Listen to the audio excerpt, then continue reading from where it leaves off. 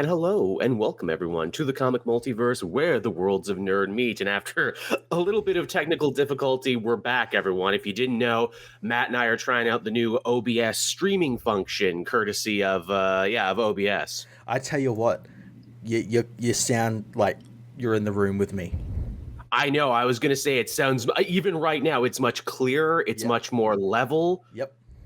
No more suckling on the Skype tip for these two. Well, until it's my time to run Retro Hero, and that's all I know how to use, and that's all my presets. But until then, you could switch to this. Like it's pretty easy to use. Like the thing that fucked me up was that you have to have it in the live window to be able to hear the host. I thought maybe I could preview it like what we do with Skype and everything, but no, you can't. Right. Now, we're live here on Twitch, obviously, of course. Are we live on YouTube, too? Yeah. Okay, here, because I like to at least... Oh, yeah, here we are there. It confused me because our other one had just ended. I always like to keep my eyes on both chats if I can. Yeah. But yeah, this is nice. This is cool. Yeah, it's a brand new era for the comic multiverse, everyone. Almost 300 episodes in. well, I mean, Streamlabs just released this, so yeah. It's pretty cool. Yeah, I know I was talking to other people who use StreamYards, and they were like, oh, well, tell me how this goes, because obviously this is trying to be the StreamYards competitor and everything for people who, care about podcast stuff. And hey, it's simple to set up. You just literally send a link. Nice. Again, they're not sponsoring this, everyone. This is just literally Matt and I talking shop while we do this. Yeah, it's worth it as well. I think it's also cheaper. Is it actually? I was going to say because like all bundled in with like just your Streamlabs right yearly membership. So yeah, and I think right because I think StreamYards is like $15. Yeah. Ooh. Well, that's good to know then looking forward. But yes, thank you, everyone. We're back again. We're doing the show here on Sunday night. We missed last week because we had a schedule conflict. And by that, of course, I mean I had a date for the first time since COVID. In like 3 years. If you wondered how it went, let me put it this way. There will be no more podcast interruption. Yeah. So you won on that one, everyone. Don't worry. I didn't have to choose between, the show and my romantic life. That decision was made for me. That's all right. It's their loss. Yeah, I'm good. I know I'm good. Thank you, Matt. The healing can begin now. No. If she does actually end up watching this, she was nice and everything. It was just, we were two different people at the end of the day, Yeah, that's fair enough. Yeah, you gotta get back out there and try and everything. But yes, we're back. We got a whole bunch of news ready to go, and we also have a very fun sponsor for this episode. I joked before that we didn't have a sponsor, but we actually do have a sponsor this week. We do. Yes, it's another Kickstarter project. Obviously, if you've listened to the show for any amount of time, you've probably heard Matt and I talk about Kickstarter projects before. Usually friends of the show being like, hey, Joel and Matt, can you give me a little bump there? Which we're more than happy to do. This new one here that we're going to be talking about is called Tooth Brigade from Tooth Publishing. This is the work of one Omari Malik, who, really nice guy, wrote me up there. And as I said before, we've seen a lot of different Kickstarter projects. This one really caught my eye, and you got to do something pretty special for that because, I'm pretty desensitized to Kickstarters. But this is a great example of how to do a good Kickstarter. It looks good. He's got a really professional video on there, nice, short, sweet summation of everything he's got going on here. I was really happy to be a part of this one. And obviously, we're streaming this live now, but when we do this later, Matt will work his magic to actually put the stuff, the pictures there so you can see it, because it's some very cool looking stuff there. It's 3 projects in a much bigger anthology. They're called Ad Astra, Dogpile, and Snakebite. And I gotta say, most Kickstarters, you're lucky if you get 1 really good pitch. This is 3 really good pitches in an anthology thing. Yeah. Ad Astra is the story of a shape-changing teenage girl, which is a really solid premise in and of itself, because you figure, teenagers, especially teenage girls, are always battling with, looks and image and everything. And I'm like, oh, that's really clever. How has no one done that before? Yep. I like it a lot. And also, Ad Astra looks to be, much more of a girly girl, whereas opposed to, your Miss Marvels and, your Moon Girls and everything. They're kind of, like one of the boys and everything. They're a little bit more approachable to a male audience. But I respected this one for actually having a girl who's like, oh, into fashion and like makeup YouTubers and everything. Yeah. Then we've got Dogpile, which this is the one that sold me on this one. I'm not going to lie. Dogpile is like an urban revenge story with a guy who can control 7 dogs by the looks of it. And the dogs seemingly have powers in and of themselves. Yeah, it's a pretty good premise. How has no one done this? People love superheroes. People love dogs. And yes, this is apparently inspired to, as he says in the little piece here, by the works of DMX. And I'm like, oh my God, he's literally Dog Master Extreme. Holy shit. I want to read this right. How has no one done like Aquaman but dogs? That's genius. That is so freaking genius. And the other one, Snakebite, which, looks this is to the be one like I really liked. Yeah, this one looks to be a little bit more gritty and everything. We got some blood on the page. It's a young man there who goes in for some tattoos, but they're not regular tattoos. Oh, they're magic tattoos that make it so his arms can like actually shoot snakes and stuff. Yeah, it's pretty fucking cool. It's pretty freaking solid. So if you're interested in any of this, the Kickstarter will be going for 45 days. It started on September 30th and will be going till November 14th. So you still got some time to get in there. And I think it would mean a lot if you did. The money from the Kickstarter will be going towards printing and pre-ordered books, as well as funding the next projects. The books are already completed, as you can see on the very nicely laid out Kickstarter page. Early copies have already been sent out, and the next ones will ship promptly too after everything ends. It's just some really solid stuff from like a really solid creator who, when I saw this guy, I'm like, man, I feel like this dude is going to make it, because he understands making a good Kickstarter is only half selling the book. It's also selling yourself. And I want to buy what this dude's selling, because he seems like a really cool dude. Mm-hmm. The comics are available as the combined anthology, but you can also get the one-shots individually for as low as $10 at that tier. So, again, I'll be sure to link you down in the description to Omari's own social media and also the social media for Blacktooth Publishing. But yeah, check that out. Tell them Cape Joel and the Comic Multiverse sent you, and I would really like to see this project be funded, because that's another thing. Doing Kickstarter projects for our friends, I actually know Ashley Robinson and Jason Inman's got funded. Okay, so we've helped fund 2. We've helped fund at least 2 projects. As I sit here and think to myself, like, have we actually done any good? Have we actually funded anything? But yeah, so definitely check those one out. And with that, I can guess we can hop into the news proper there, unless you had anything else to add there, Matt. No, I don't think so. Yeah, but it does look fantastic. Yeah, it does. And Omari bought a little bit of promotion time on the show, so we'll be covering this for the next couple weeks there, everyone. So You'll get your chance to check that one out, I promise. But yeah, I suppose with that all said and done, we can hop over into the news. And you take a week off, Matt, and I swear the shit really goes down, doesn't it? Oh, it just piles up. Yeah. It pops off. It gets real. It gets raw.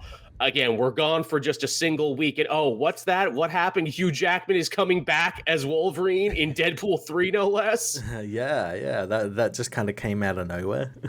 It's like, I feel like this probably shouldn't have surprised me as much as it did. Everyone's like, oh, this changes everything in the MCU. Anyone can come back now. Anything can happen.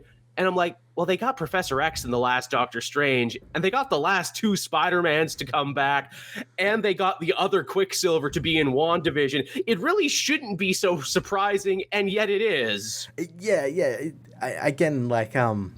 It's like another big, like, popular character, popular actor who played the role for so long, getting a chance to come back and be part of the MCU in some way. Mm. Yeah. Also, thank you, Young Wobbles there, subscribed with Prime. Always appreciate it. Thank you. Yeah, I guess it's just, maybe it's because Logan ended the way it did, so definitively, and, it seemed like Jackman was done, like, oh, I'm too old now, I'm entering the next phase of my lifetime to leave this for the next person. Though, as we've talked about forever with the MCU, they're in no real rush to get the ball rolling on another X-Men. They know they'll get there eventually when they want to, but why not, ring some good faith and go on one last ride with Hugh Jackman? Well, I've heard that they have to wait with the X-Men just because if they make a movie before 2025, they have to use the Fox cast. Are they under contract? And stuff like that. So it won't be until after that when they can actually make it. And that's probably for the best because then they can actually hash it out and write a proper script and everything and get it all right. The way they announced it was hilarious too. Of course, in classic Ryan Reynolds fashion, they made it a sketch, they made it a meta bit where he's like, we missed D23. People have been asking forever, when are we going to hear anything about Deadpool 3? Well, we have no ideas. We've just been looking at the blank page. But hey, Hugh, do you want to be in it? Cool. Deadpool meets Wolverine. Technically again. Yeah. That's what I love. All the entertainment sites are like, Deadpool and Wolverine meeting for the first time. They met in Wolverine Origins. It's just it sucked, so we don't remember it. Technically, they met in Wolverine 2, in Deadpool 2 when they went back in time to kill the shitty Deadpool. Yeah. Yes, it was with the footage, but yeah. So that's Logan in a nutshell for you, everyone. That's, Deadpool and Wolverine. I don't think it's nearly as big a deal as people are making it out to be. No, not at all. It's, again, as people were saying, it's the Fox network is just completely full of different timelines, and yet and every time something like this happens, people can't seem to wrap their head around different timelines or variants. Or anything even though both these companies have done a pretty good job of telling you, okay, this is a different timeline to the one we've been following for all these movies, Even though this whole phase is literally the multiverse era of Marvel, you think you would have picked it up by now. The Multiverse saga. For real. Now here's a question, because with Hugh Jackman, is he the last great holdout? Where do you go after this? Is he the last great holdout for these movies to try and get into the MCU? I'm trying to think of who else you could bring in, and not really anyone else. I mean, Ian McKellen maybe, but you already got Patrick Stewart, and I don't know, man. Maybe you just want to do it because he might not be around forever. Yeah. I mean, I'm trying to think who else. I guess if they inevitably ever bring back Coulson, but I think that ship sailed a long time ago. Yeah. And if they do, they'll make it very clear this is not the one that is from what we know. This is from some other future or this is an alternate Coulson. This guy died. I mean, even just other characters, guys who died in the first ones and never came back. I really thought they would have dusted off Jeff Bridges at some point and would have brought Jeff Bridges back. I mean, they could. I've been hearing that on that Ironheart show, his son is the villain. Ezekiel Stane. That makes sense because he was a really big deal in the comics, actually, in the Fraction era, which the Iron Man movie took a lot of information from. So we could get flashbacks with their relationship and setting out why they aren't very fond of each other. And why he never mentioned them. Yeah. I mean, it's easy. It's he's the bastard child. There you go. James Marsden can come back and be cucked by someone else. Yeah, that would be fun. You know what also I wouldn't hate? I wouldn't hate if they brought Michael Chiklis back as the voice of the Thing, but gave him a better looking suit. Yeah. He's pretty decent as the Thing. It was the right casting. Yeah, he's got the surliness. I wouldn't hate if Michael Chiklis got one last ride with it. In fact, it would be really funny to have a scene where he teams up with Captain America. It's hey, you remind me of someone I know. Yeah, that'd be pretty good. I would say they could bring back Thomas Jane's Punisher, but I think Thomas Jane is kind of a right-wing nut. Oh, is he really? That's a shame. I want to say he is because I think he's done a couple of those questionably funded right-wing movies. No. Yeah. No. Yeah, one of those Breitbart film, Daily Beast films. Yeah, I want to say that he did one of them, but I don't know, maybe it was someone else, but yeah, pretty sure he is kind of a little bit of a nut. The chat has some good ones there. X23. Yeah, bring back the actress. She's older now. That would be fun, even if just as a cameo. I'm growing into the part of X23. Yeah, that'd be pretty cool. You know what? The chat is also right. Elliot Page. That's the right answer. Have him come in and be Shadowcat from another universe and be like, yeah, hey, I'm Kenny Pride. Nice to meet you. And have Logan have like a bit where he does a double take. He's like, nice to meet you, Kenny. Put her there. That would be so nice because it's like, hey, Elliot, the fan base still loves you. X-Men has always been about acceptance and queer acceptance and becoming your true self. I think that would be really nice for him to come back. And I mean, come on, fucking Umbrella Academy did it, for crying out loud. Why can't the X-Men movies do it? Exactly. I think it sort of fits. Oh, yeah, someone says Ray Stevenson should come back as the Punisher, and then they're like, but remember, he was also in Thor. Fuck off. Yes, he was. Yeah, no one remembers he's in Thor, you know. No one remembers the Warriors 3. Yeah. Actually, hey, what about Lorelei, who was in an episode of Agents of S.H.I.E.L.D., then never again? Yeah. In that first Sif episode, it would be funny. You have Lorelei meet, the female Loki from the Loki show, who is also an enchantress, but not quite, and have them hang out. That'd be fun. Yeah. I mean, Dakota Johnson is Quake. That's another one. Everyone is saying, like, actually with Secret Wars, or Secret Invasion, that would probably be a good place to do it. No, I don't know if they would do that. I think that ship has sailed. Yeah, and I think, like, once they start touching Agents of S.H.I.E.L.D., then it's like, well, why don't you do Coulson? That's the problem. The minute they touch anything on that show, you just get, like, a bunch of people saying, okay, it's all canon now. It's all there. It's, you know, we're going to bring it all back, and that's never really been the case. And I mean, if like friggin' Charlie Cox could come back, then I am almost certain that all the other Netflix people and everything attached to it will come back. That, or yeah, they'll probably recast some roles, but yeah.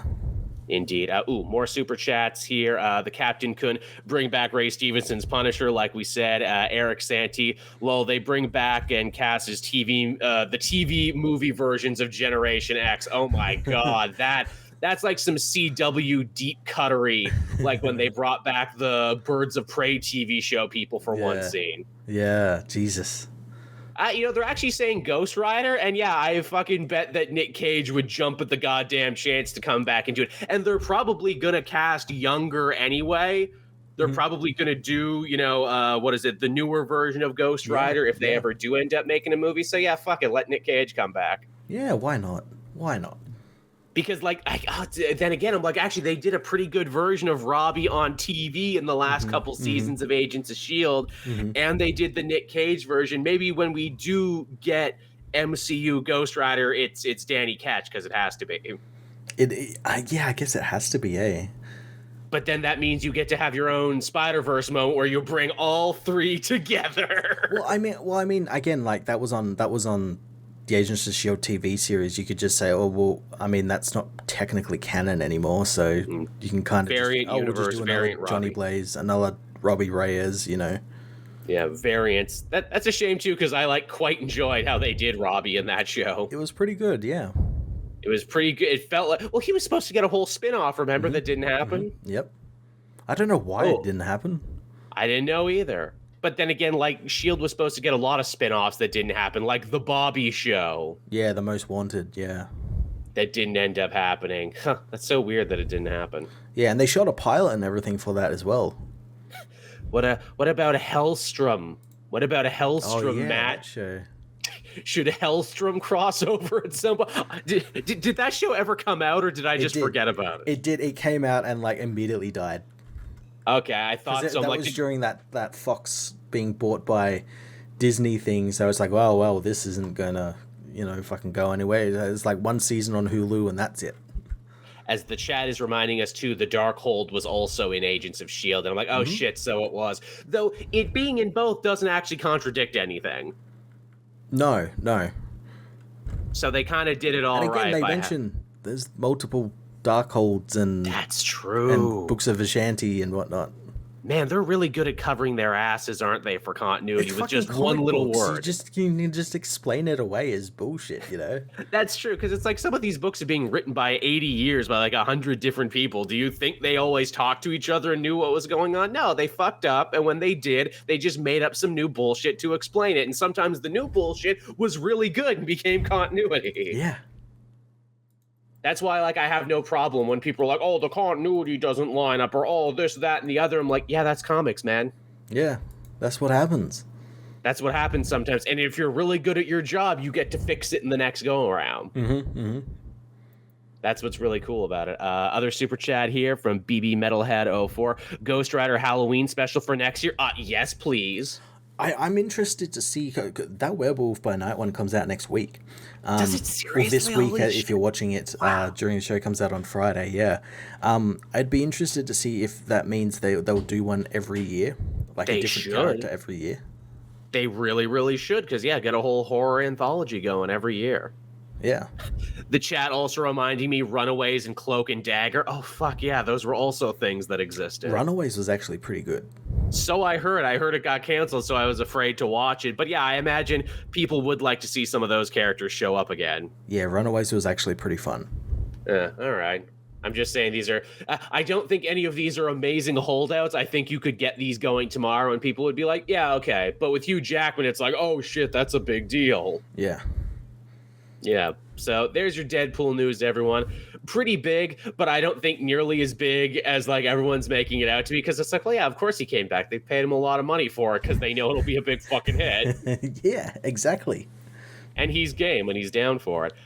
Before we move on, Eric helping us out one more time. Do you think Marvel will do X-Men Life Story? Because I could see Ta-Nehisi Coates, Vita Ayala, Kieran Gillen, Tate Bromble, Victor Lea, Al Ewing take a crack at it. Yeah, that would be a really good... In fact, didn't they kind of do one that was already like Life Story, but for X-Men? They called it something else, though.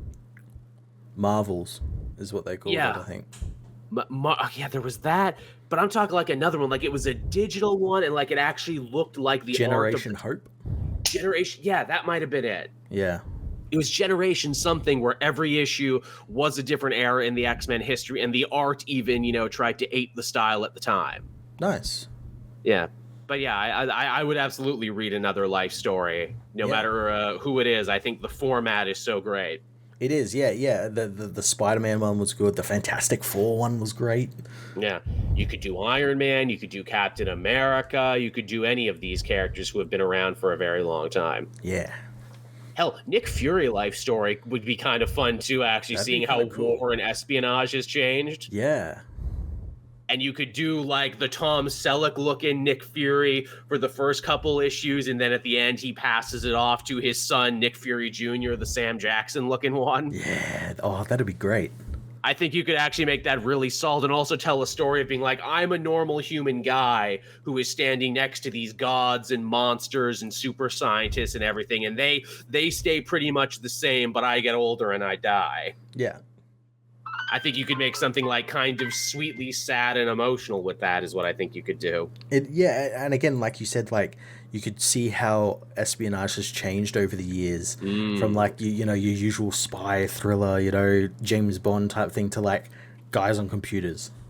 And it's very easy to say at every point in history, oh yeah, Nick Fury was there. Tuskegee Experiments, he was there. 3 Mile Island, he was there. Everything you can think of, he was just there. He was there somewhere, yeah. There somewhere in the background. Yeah, I think that's a moneymaker for sure. Yeah. All right. I guess we can move on there to the next big piece of Marvel news. Yes, they weren't content with just one piece of big news. They had to have 2 pieces of big news this week. And this second story relates to Armor Wars, formerly the Don Cheadle TV show, now officially becoming the Don Cheadle movie. Which it probably should have been all along. Probably. Like if Sam can hold up Captain America 4, then why can't Rhodey hold up what is essentially Iron Man 4? Exactly. And of course, because it was announced as a movie, all those fucking YouTube, fucking Twitter, comic book, you know the people I'm fucking talking about, and the people in the chat know who I'm talking about. I like you almost said twits there. It's like, yeah, Twitter, yeah, you know the one. Oh, they're probably on Twitch, yeah. But yeah, no, they're quick to say, of course this means Iron Man's going to be the lead, like Tony Stark is coming back and it's going to be the lead because it's now a movie. Yeah, so ridiculous. I don't understand their school of thought at Yeah, all. no. Well, the answer is it is no school of thought. They just want people to look at them and pay attention to them, so they try and say Yeah, what with they the think will, shitty fucking takes. Yeah. yeah, will garner the most attention. But yeah, this is cool, and I almost feel like I could see the wheels turning at Marvel Studios where they're like, "Hey, we have Don Cheadle, right? Yeah. He's a movie star, right? Yeah. Why are we only making a TV show with him? We should make a movie with him." And they're like, "Oh yeah, we should. Let's get on that." This is Emmy nominated Don Cheadle. Yeah. Yeah, who will be like our new Iron Man surrogate. Yeah, that seems like a winning proposition, right? That's the thing. I wouldn't be surprised if by the end of this of the movie, and probably it was meant to be in the TV show as well, he ends up becoming Iron Man, not War Yes. Machine, Iron Man. I imagine that because Rhodey was Iron Yeah. Man in the comics for a sizable amount of time, Yeah. which would be super cool too, because it's like, wow, we actually get to see the quote unquote supporting character sidekick like we did with Sam take up the mantle. We proved it's a Exactly. winning formula. Exactly. And I love the idea that they'd both be doing it at the same time. I think that's super, super cool. You also got to wonder, what does this mean for Ironheart now, who seemed like she was probably going to be in that. She And was. she's getting I think Armor Wars was meant to be her introduction, and then she'd be in Black Panther and then her series. But it's like kind of chopped and changed where like she's now first in Wakanda Forever. Yeah. Which is kind of cool that they can do that this late in the game, where Marvel can be like, no, we just decided this should be a movie now. Yeah. I think the only time they did something that was even close to this was within Humans, when it's like, this is going to be a movie. Ooh, actually, no, this is going to be a TV show. Is what this is. And I wonder if we're going to keep seeing that happening. I wonder if it comes down to like, bankability of stars or contract stuff, or even just the shifting nature of streaming TV. If we see them do this more in the future, we're like, actually, we think this would work better as a movie. Yeah, I could see that. Again, as well, maybe budget was the thing as well, whereas like in the movie, you could probably get a bigger budget. Maybe. I don't know, man. Yeah. Excited for it, though. Yeah, I am excited to see Don Cheadle in an Iron Man movie. And also, seems like he's going to be all over the place because he's going to be in that Secret Invasion. Seems like we're going to be getting a lot of him. Yeah, again, probably building up for Armor Wars and stuff. And I think as well, they posited in, I think it was in Falcon and Winter Soldier, that he's like the vice president at the moment. Was he, or like the vice president of something? Yeah, that he had like a big important government job. Yeah. Yeah. Which He is becomes cool. the President Iron Man. That's actually pretty fucking dope. I'm actually super okay with that President Don Cheadle Iron Man. Yeah, that'd be pretty cool. He brings out the Iron Patriot costume again just because. Yeah. I want them to bring that back. Again, it's so funny that the frickin', MCU has been going on for so long now that, oh yeah, they did Iron Patriot. Yeah. They totally did that once already. Yeah, I'd love for them to bring that suit back because it looked great. They should bring back the other Iron Patriot. What was it? Tony Ho? What is it? The daughter? one from US Avengers, yeah. Yeah, where it's like big and bulky like the Iron Giant. She'd be a good one. Yeah. I'd like her in that. Oh, first time chatter there. Dawn and Wong are the new Nick Fury. Yeah, kinda. Yeah. It's Yeah. Dong Won supremacy.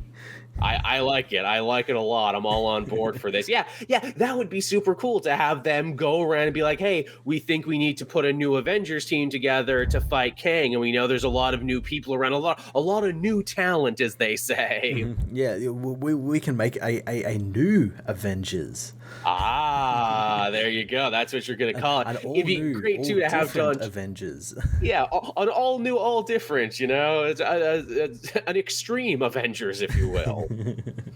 It'd be even better because, like, I want Don Cheadle to say, "Oh, you're about to enter a bigger world than you ever could have imagined," to someone else. That he gets to be that person. That would be really fun. Yeah. I'm all on board with that. But yeah, there's your Armor War news, everyone. Pretty solid. Now, while Armor War seems to be, soaring and, to new heights that you never considered, apparently all is not so well over on the Blade side of things, because Blade, which I think shocked everyone, lost its director this week. Yeah, it lost its director, and its script is apparently being rewritten because it wasn't very good. Yeah. Apparently, it was like it wasn't long enough. Apparently, what is it? The main actor. Why is his name escaping me at the moment? Mahershala Ali. Yes, thank you. I'm like, he's incredibly famous. Why the fuck is his name? You've loved him in everything, Joel. What the fuck is wrong with you? Yeah, apparently, rumor, and again, it is rumor with a grain of salt. We can't say for certain that they were maybe unhappy with how the movie was going and saying that, Kevin Feige doesn't have enough time to devote to all the different projects that they got going on now between movies and TV. So, yeah, it looks like they're going to have to find someone new. Yeah, and it also makes me wonder if maybe Armor Wars was like them, like turning it into a movie was them filling Blade's place. Maybe. Yeah, because obviously with it being rewritten and everything, I don't think it was going to make, because it was meant to come out next year after. Maybe it's so hard to keep track of all of these. I don't think it's going to make that date if they're rewriting from scratch. Yeah, if they got to start all over again. Whew. Yeah, and that's best case scenario. They could just cancel the project. God, I sure hope not. No, yeah, same. Because Blade, much like X-Men, where it's like this was already a successful franchise before even the MCU. I think people are clamoring to see it come back. And they've already kind of hyped Blade up at the end of Eternals with Black Knight there. Yeah. Yeah. Yeah, they sure. It would be really sad to see this go. I know some people had some interesting ideas for potential directorial replacements. I like the one guy who said, "Hey, can we drive the truck of Disney money? Up to Jordan Peele's house and be like, hey, man, how about you make one your way, man?" Yeah, well, I don't know whether he'd want to do that. I'd love to see it though. No, he feels like a real artiste. He feels like he wouldn't want to do, like he wouldn't want to put up with all the corporate notes that I'm sure you're getting. But man, wouldn't that just blow everyone's mind? Jordan Peele coming out like, hey man, doing one of these. Yeah. The problem is though, if he did a Blade film, he would want to cast Daniel Kaluuya as Blade. Yeah. And Daniel Kaluuya was already in the Black Panther series. Damn. Though funnily he can enough, show up as the character. He isn't in the new one because of being in a Jordan Peele film. Yeah. I mean, he could still show up as his Black Panther character. That would be kind of funny. I am in America now. Oh no, vampires. Don't worry, Blade, I'll help you. See, I think that's a moneymaker. Someone saying Del Toro, wouldn't it be funny if they gave it to Del Toro? Hey man, what do you got? That man has so many movies in development. It would never. That's like a surefire way to make sure Blade never gets made. Never happens. And he's always had a million movies going on, Del Toro. It's a miracle he makes anything happen. Yeah. God, I've said this story before, but my favorite thing about Del Toro is he has a house that's just for his collectibles. Yeah, just all his horror shit. Yeah. Just all his collectibles. The man, like, we buy a new cabinet or we buy like a new thing to put in. This man bought a house to put all of his collectibles in. Yeah, that's that way of water money. Yeah, that's money. Yeah, that's a man with too much power. That's a man if you piss off. It's like, I'm going to my collectible house. Can't tell that man shit, and you never could. Damn, he's going to his collectible house. He's too powerful. Can't stop him. As someone said, give it to the woman who did The Lady King. I haven't seen that one yet. I haven't seen it, no, yeah. Is it out? I know the action scenes look pretty solid, which, you would want for a Blade movie for sure. Yeah.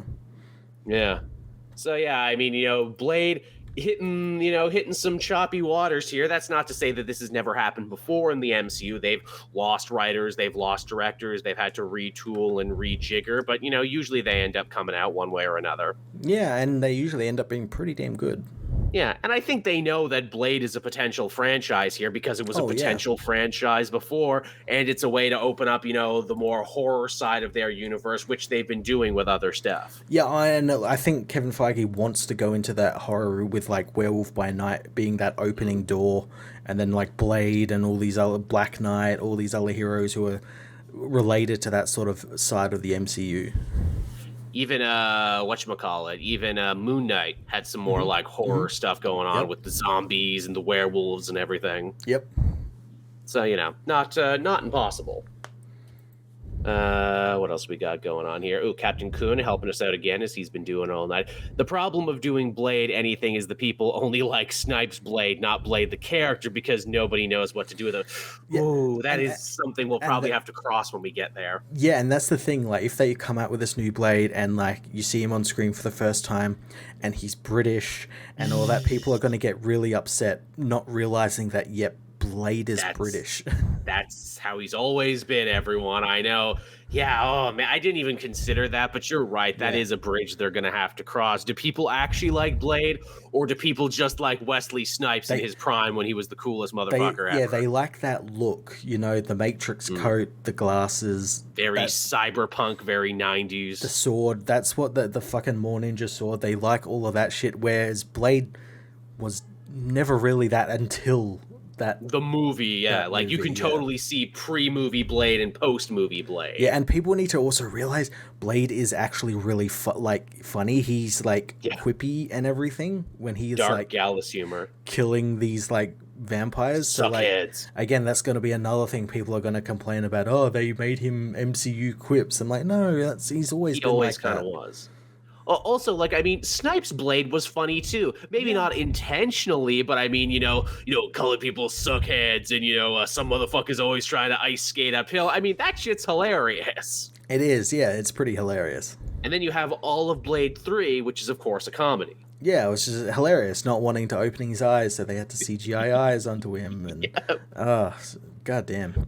Blade 3, one of the greatest comedies of all time. Yeah. Triple H with a little dog. Yeah, and they filled it out with comedy actors like Patton Oswalt and Ryan Reynolds.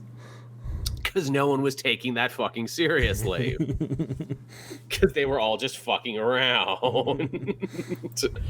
But yeah, it will be interesting to see where they go with Blade. And yeah, if they try and split the difference between comic book Blade, or if they just try and make, Ali there just be Wesley Snipes. Yeah. I mean, he's cool enough. I think he could pull it off if he wanted to. I just don't know if he wants to or if they want to. Mm-hmm. Yeah, so I guess we'll see about that. Moving on from there, hey, we have some updates now on human crime wave person actively trying to play Grand Theft Auto in real life, Ezra Miller.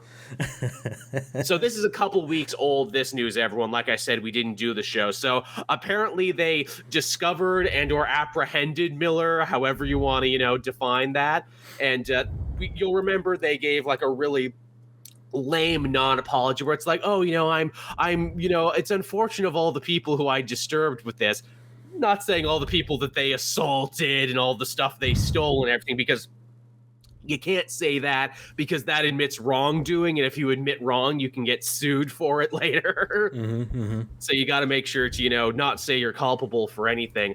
Well, apparently the word got out via a very well done Variety article where they went into like extreme depths about basically what the fuck's wrong with Ezra? What the fuck has Ezra been doing? Well, drugs, mental illness, and just genuinely being a weird motherfucker anyway. Apparently they made a goddamn cult commune out on a farm where they were like collecting other non-binary people for like their harem. Not great. Apparently they thought they were simultaneously Jesus and the devil at the same time. Yep, of course, yep. Which is a hell of a I often think that as well, yes. It's completely normal. Yeah. We're normal people, wake up in the morning, it's good to be Jesus and the devil at the same time. They also apparently started including Flashpoint stuff into their delusions as well. They thought that they were going to bring about the dimensional merge. Yeah, this is some Chris Chan shit. I could not believe that, where I'm like, oh my God, is Ezra Miller talking about the fucking dimensional merge? Why is this like a shared delusion amongst crazy people? It kind of makes me sad. Like, I'm glad that it's the Kiwi forums are down, but I'm also sad that we don't have an open channel to Chris Chan in jail now, and just like, what are your thoughts about this guy for claiming that he's taking your shtick? What's happening? Yeah, it really feels like Ezra Miller stealing your shit, Chris Chan. I would be upset if I were you. But the big takeaway from all of this is, don't worry, because Ezra Miller has been captured, probably sedated in whatever the fuck treatment they're forcing them to go to, and Flashpoint movie will be going ahead without any worries because Warner Brothers Discovery has decided we're just going to pay off all of Ezra Miller's victims, so none of this comes to court. Hollywood. Now as well, like just like taking that amount of money and then including it into everything that like that movie has gone through by being delayed, reshoots, all this bullshit. Like, how much do you reckon like it's gonna cost them now?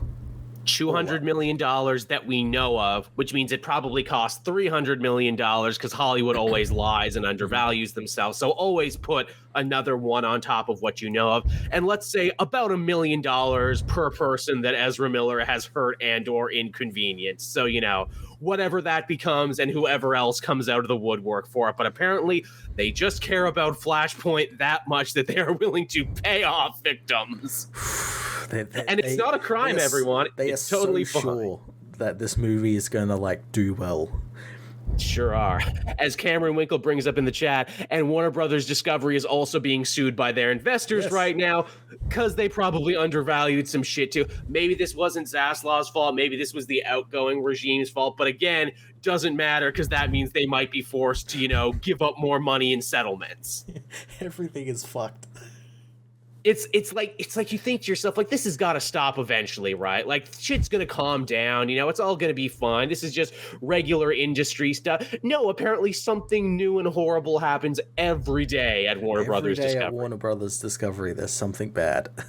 Yeah, as Tevye saying too, also the big rumor going around that apparently Warner Brothers Discovery might be getting sold to Comcast. Again, they're saying that, oh no, that's not happening. That's crazy. That's just conjecture. If that was to happen, it has to happen in a few years because of like contracts and stuff. So it's still quite a way out.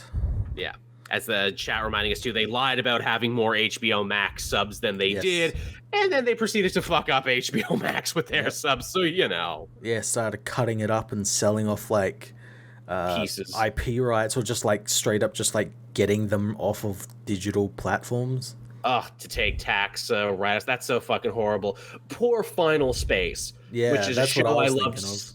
Which I love so much. Olin Rogers is a great guy, followed me on Twitter. They took it digitally off the service, and in a couple months it'll disappear from international services, meaning that you'll never be able to see 3 seasons of it because they didn't make enough DVDs of season 1 and 2, and season 3 never got any DVDs pressed, which means when it's gone unless you're willing to pirate. And in fact, Rogers was talking to pirates on Twitter, and he's like, hey, thanks for saving my show, and thank you for sending me a copy of season 3. Yeah. They never sent me one. That's completely fucked.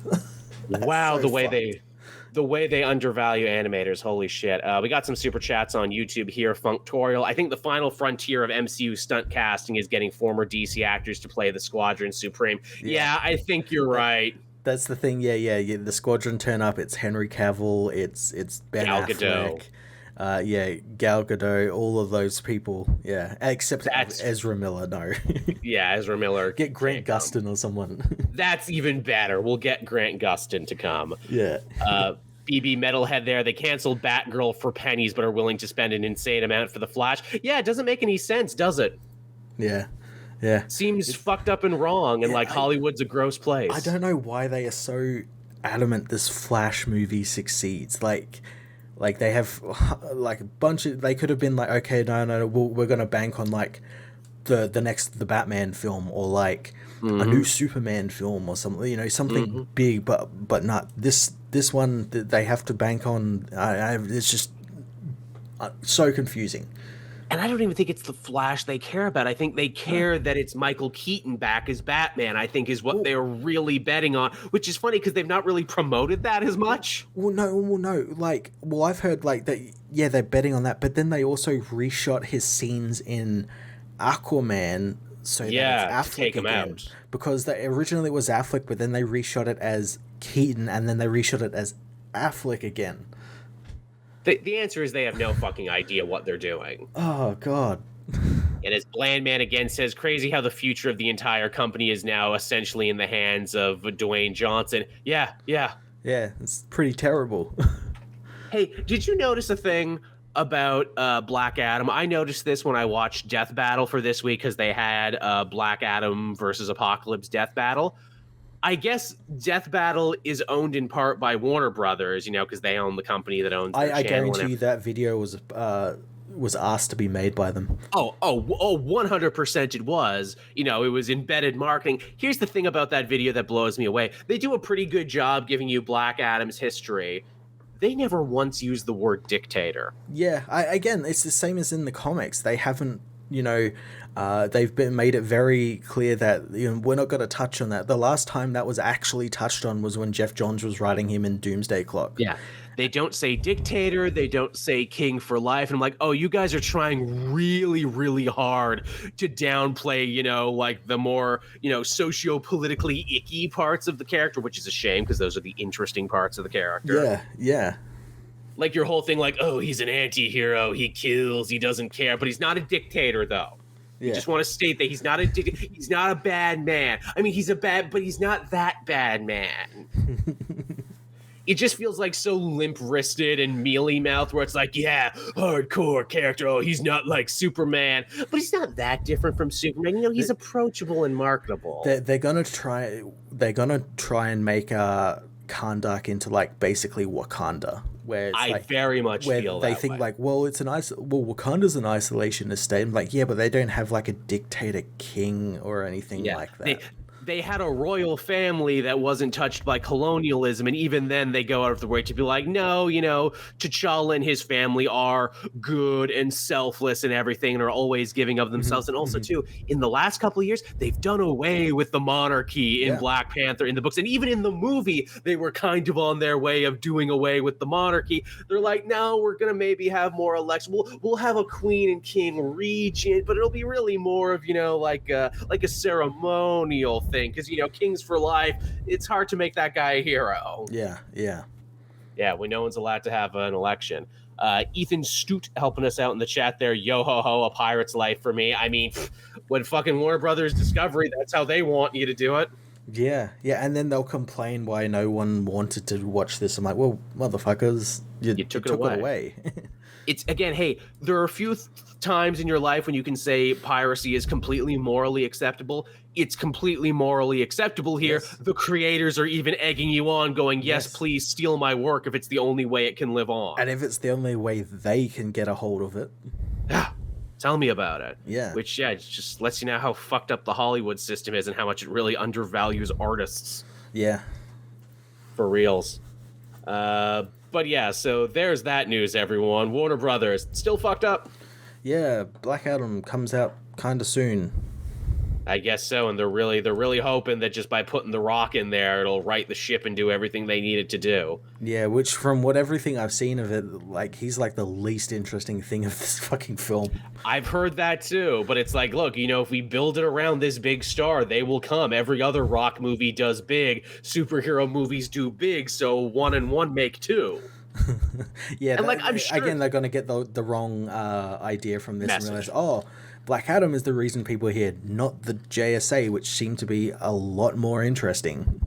Yeah, they're either going to be like, we got to put Black Adam in everything now moving forward, or we need to get like Tom Cruise to be Green Lantern next, and we need to build everything around Tom Cruise because he's just such a big bankable star. I mean, I would not mind a Tom Cruise Hal Jordan, like, just because that he's fucking Top Gun character.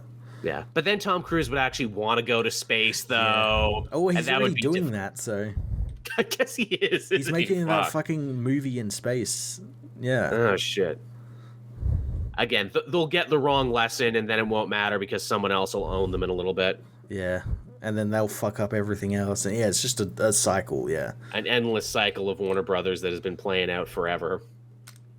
Now, hey, as far as comic news goes, Teenie Howard is actually going to be taking the reins of Harley Quinn with issue number 28. I haven't been reading Harley in a while, which is a shame because I've heard nothing but good things about that Stephanie Phillips run.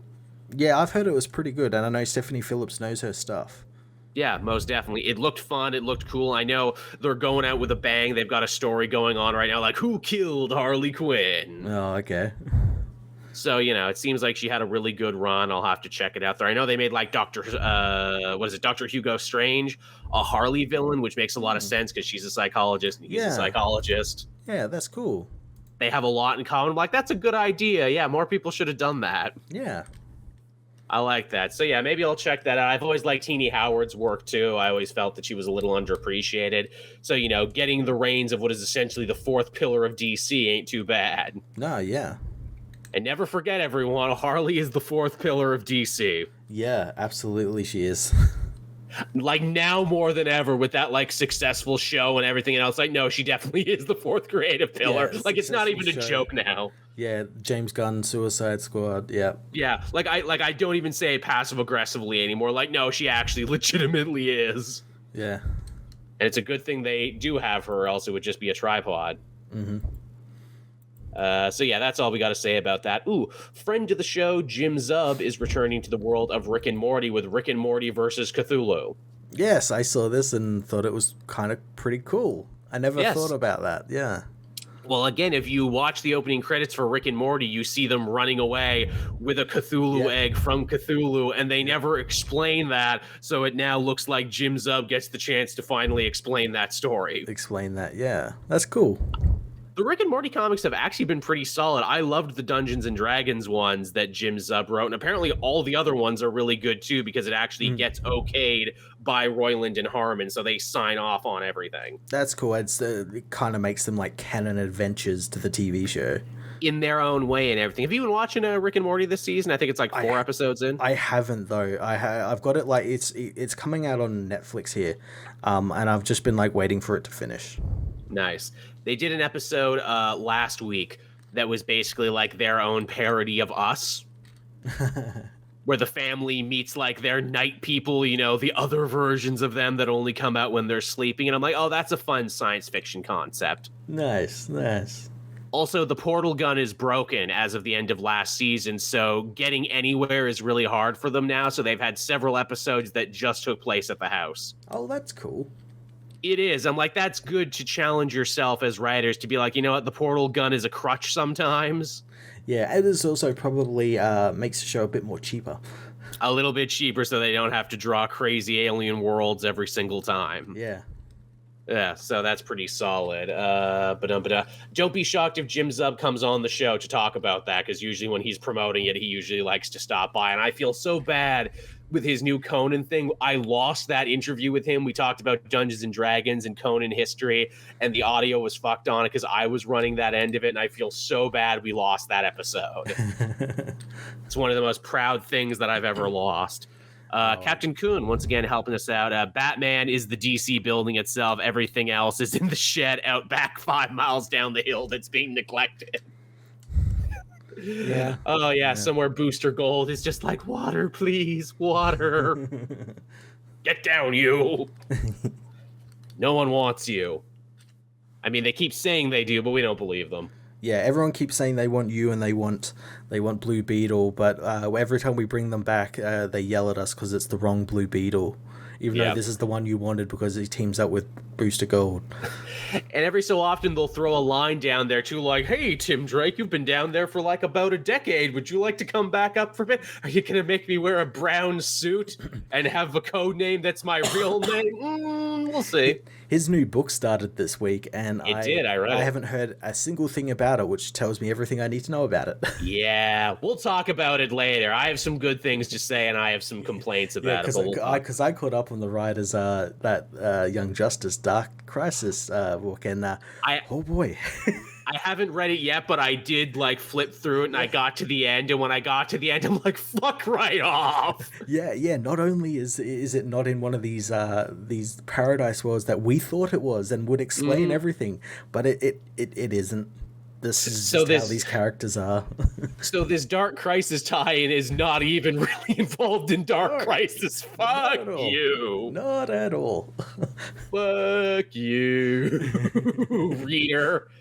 But hey, you know what? You kept saying my book read like bad fan fiction. Well, now I have a reason for why I read like bad fan fiction. I'm just being cheeky. But yeah, we'll get to that one when we get to it. What else we got going on here? Oh, here's a really unexpected one. Space Case, the Gerard Way character from his newer Doom Patrol run, is actually going to be in Doom Patrol Season 4. What is more exciting than that is, oh my god, Doom Patrol Season 4. I assumed Warner Brothers Discovery killed it. I think it was too far along in production.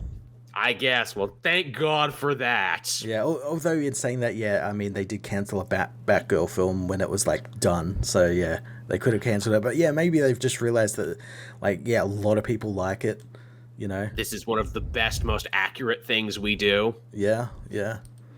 I'm just saying, watch this one really closely, everyone, because there's like a 90% chance this is going to be the last one. Yeah, watch it as much as you can. Get that retention on it up. Yeah.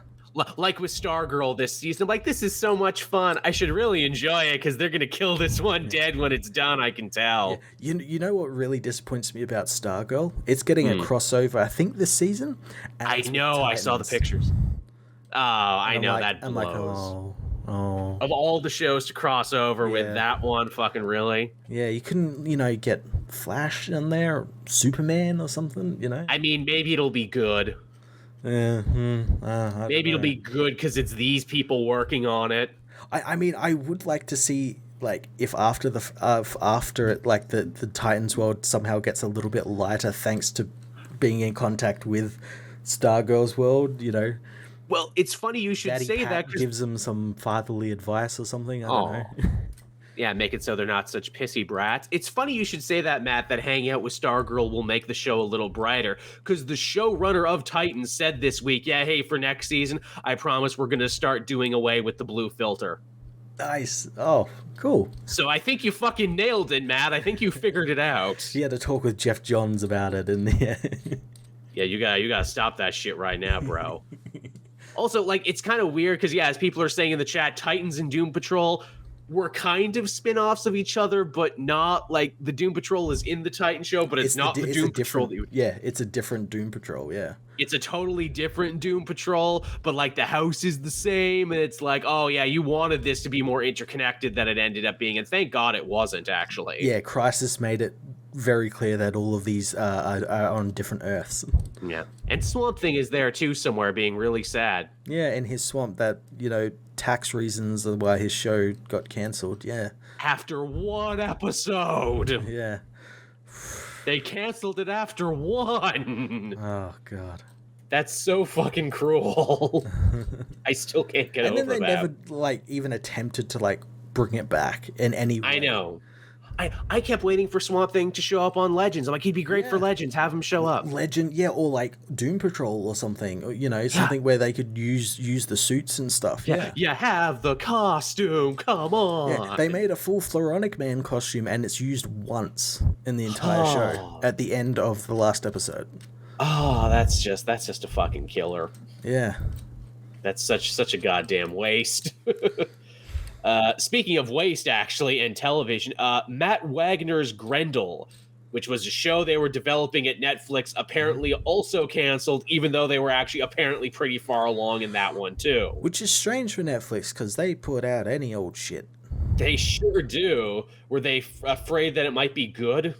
Yeah, I guess so. We can't have too many good things. Only Stranger Things and Cyberpunk Edge Runners can be good. Yeah, really. Hey, now, we also got more Big Mouth coming soon, and a new Nick Kroll comedy special. They've been paying the bills around here. I did like Nick Kroll's last comedy special. It was actually pretty funny.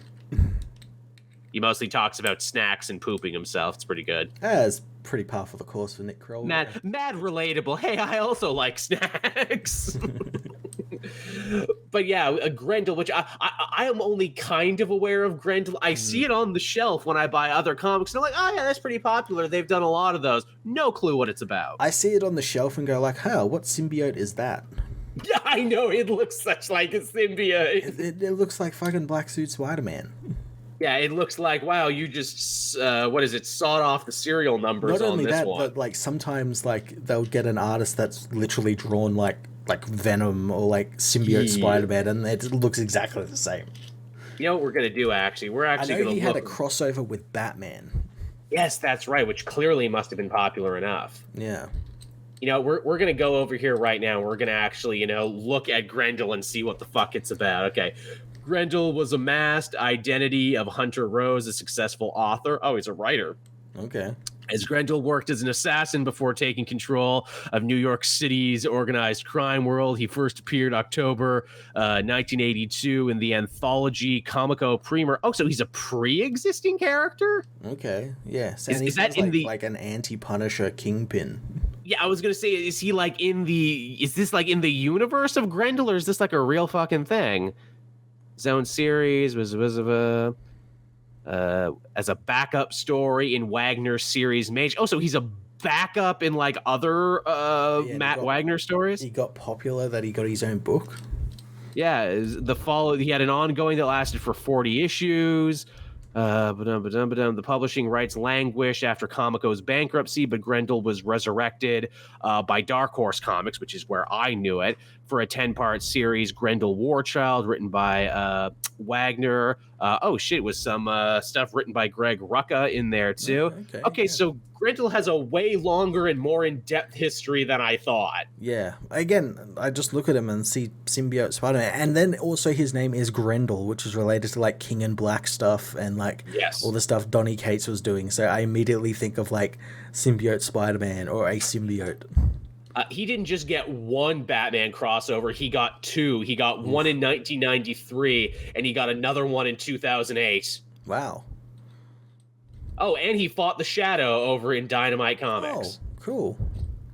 So fuck me, I learned a lot about Grendel. Apparently it's a way more involved character than I thought. Yeah, I again, it's like a Dark Horse book, and we don't really deal with Dark Horse stuff, yeah.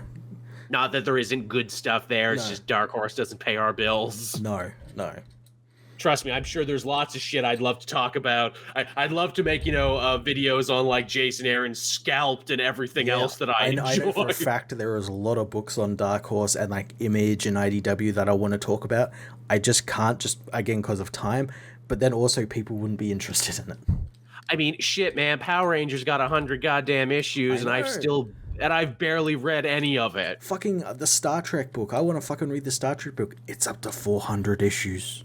Wow. Freaking everything Kyle Higgins is doing. It started with Radiant Black. Now it's a whole goddamn interconnected universe with several other characters and books. And I'm like, wow, that sounds like I'd really enjoy that. Why is my work as a comic critic stopping me from reading stuff as a comic fan? Ed Brubaker, I've actually read some of them, but Ed Brubaker is doing like these really cool like 1960s, 70s era like crime epics that are all interconnected in some sort of way. And they are fantastic. I read 2 of them, and they're brilliant. But yeah, again... That sounds like my jam. Again, I can't make videos on it because people aren't interested.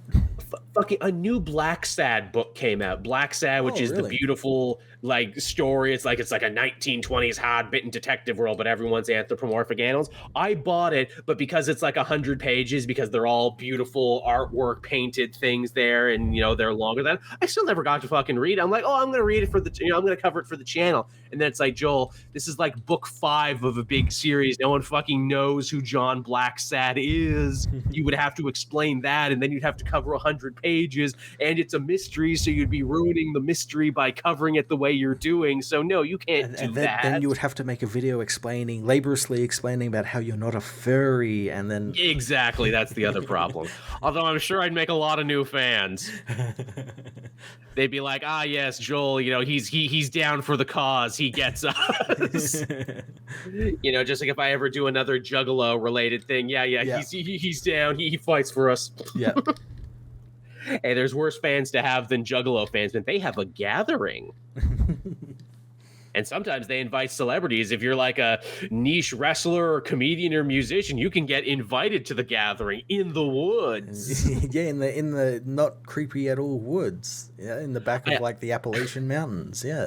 I have always said if I ever had a lot of money and a blank check, I would love to do like a nerdy travel show, like You Gotta Eat Here or Diners, Drive-Ins and Dives, but do it for crazy conventions and events like that. Yeah.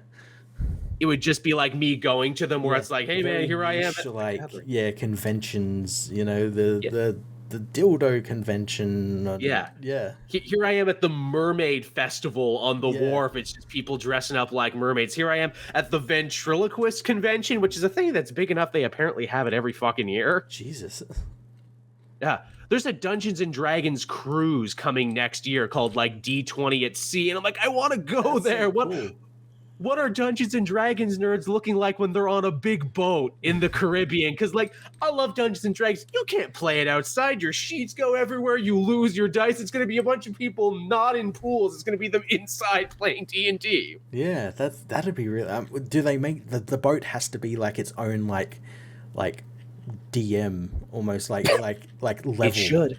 Or something, yeah. It really fucking oh man, there was a thing there, D&D in a castle. It was like a bunch of like the Critical Role affiliated people, like a bunch of people that you would know from the D&D space. They bought a castle in Scotland and sold trips for people to come and play Dungeons and Dragons in a real fucking castle. Yeah, well, they make enough from fucking Twitch to be able to do that, so yeah. I know, right? Hard to believe. Yeah.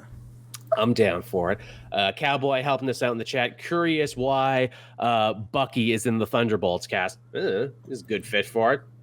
I think we talked about fucking keep an eye on John Walker and make sure he doesn't really fucking kill anyone again. Anyone with a shield again. I think we talked about this before. What's cool about that Thunderbolts cast is that, again, they're all basically the dark reflections of a hero. They're all like the failed backup in one way or another. Well, I think I said this is like you've got like the guy who was Captain America and like fucking failed at it. So you just turn to like the guy who was literally there with Captain America in World War II. Like that you get the guy, if you can't get the real Captain America, you get the next best thing, which is him. And you have the Russian Captain America who failed, and you know the Black Widow who's even more morally dubious than the other one. Yep. Again, I think it works. I'm excited for it. Yeah. What else we got here? I think that was it. I think that was all the news for this week. Whew. It was biggie. This is what happens when we take a week off. Yeah, a lot of news. Yeah, so I only read 1, 2, 3, 4, 5. I only read like 5 books this week before we start. I read one a day. Do we want to like just shotgun through these right quick? Yeah, let's do that. All right, what are some ones I know we both read for sure? I know we both read Action Comics. We did, yeah, the start of the Kal-El return storyline. Yeah, Superman's back on Earth and he's doing it up Big Willie style, telling kids to wear their seatbelts. Yeah, and be good to their parents and everything. All your classic Superman stuff. Love everything about it. So good. Also, Superman didn't come back to Earth alone. He brought fucking Warworld with him, and it's just hanging out in Earth's atmosphere. It's the double sun. Yeah, it's now the second sun. And I mean, it makes sense he would bring it. He couldn't just like leave it for like whoever else to like come around and just take it over. Yeah. Yeah, hey, I went through all this trouble to liberate this planet. Now I feel responsible to watch over it. Yeah, and some of the people want to like move to Earth and live there because they would just. Of course you do. You don't want to live on Warworld. Some of these people don't have homes or races to go back to because Mongol killed them all. Yep, and of course the Earth, the United Nations, is kind of concerned about that because it's called Warworld. Called Warworld, whose people are full of like warlike races. So yeah, that's a big problem. It is. I love Superman as just like this great beacon of like the refugee dream and like the immigrant dream being like, look, you know, this planet took a chance on me. And, you know, I think if you take a chance on these people too and give them a chance to surprise you, you know, I think they'll do it. And I'm like, oh, that's really sweet for Superman, actually. Yeah, show them the decency that you showed me and that you should show everyone else. It's really nice. Also, the whole Superman family got to come to that meeting, including Connor. I'm like, oh, fuck, this must be serious. They invited Connor for a change. Yeah, he's been in the backups, which make that Young Justice Dark Crisis book even worse, when he's like, oh, I'm never invited to anything. I'm the red-headed stepchild. It's like, no, you're not. Yeah, literally not. That backup is good, too, because it deals with Thoa Law and the fallout from all of that, and it got to be a Superman family adventure. I'm like, oh, this is good. Yeah, it was really good. But yeah, what else happens? Oh, yeah, Lex Luthor decides, oh, Superman's back. I'm going to get back on my xenophobic shit. And sure is, and like never before. Yeah, and fuck his shit up. And he travels to Warworld, and we learn that he's been in contact with someone on Warworld. We're not sure who. Yeah, someone's feeding him information, apparently, from Superman's own camp, which is interesting. Also, I love you. You said Lex Luthor goes to Warworld. No, he sends a robot surrogate to Warworld because he's like, this place is dirty and poor, and I hate it. That's like his neural imprint or something. So it's like Yeah. he's there but not really there. He totally takes one from the Xenophobe playbook too, and he's like, "Oh, if Superman had his way, Earth would look like this too." Ew. Yeah. He's really piling it on, and I love it. I love it. It's like, Same. oh, finally, xenophobic Lex is back. We haven't seen it in a while. It really is a return to form, isn't it? Yeah, and he ends up getting his hand on an orphan box, which he wasn't interested in until Superman announced that they were going to be using, I guess, the Genesis technology from Warworld to better Earth. Which is so beautiful, Luthor. Wait. There's advanced technology on Warworld, and you're going to be giving it away for free, not on Lex's watch. I can sell this to people and use it to kill Superman.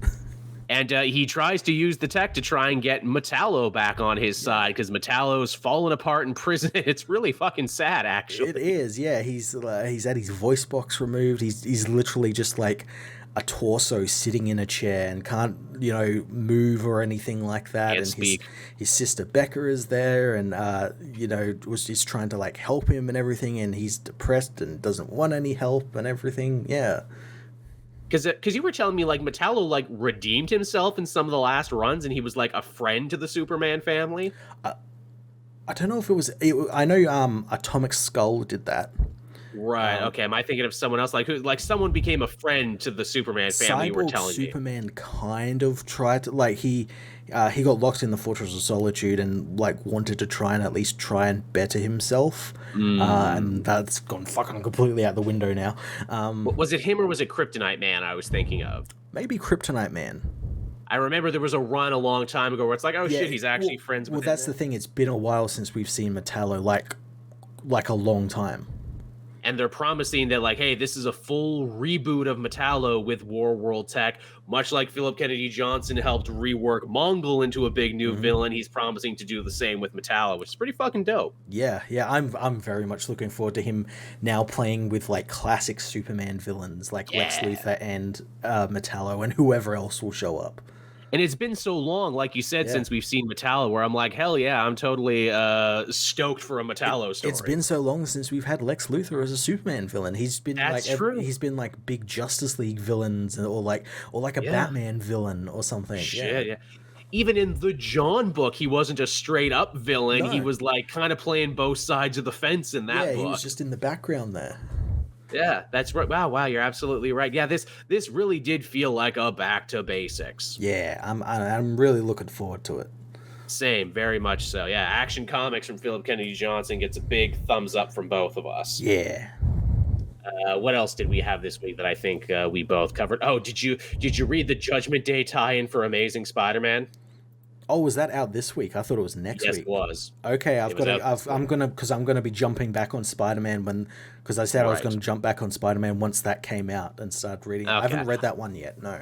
I won't spoil the big twist at the end for you, but basically, it's Spider-Man gets to spend the day with the progenitor, so the progenitor can decide if he's worthy or not, and the progenitor takes the form of Gwen Stacy.